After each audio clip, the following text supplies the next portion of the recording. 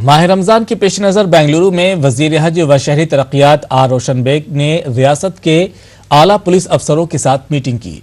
Director general of police R K ADGP N Prasad, Bengaluru police commissioner Praveen Sood और joint commissioner Hemant नंबालकर ने meeting में शिरकत की।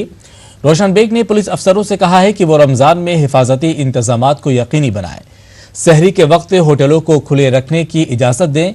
रोशन बेग ने मुस्लिम नौजवानों से अपील की कि वो नज़्म व नस्क बनाए रखने में पुलिस का मुकम्मल ताउन करें। उन्होंने कहा कि रमजान में बिजली और पानी की सप्लाई को बहाल रखने के लिए मुतल्लिका अफसरों और वज़रा से बातचीत की गई है। रमज़ान का महीना का उसका एहतराम करते हुए रमज़ान के महीने में रोज़दारों को रात के वक्त सहरी करने के लिए रोज़दार और ख़ासकर मुसाफिरों को किसी किस्म की तकलीफ़ नहीं होनी चाहिए।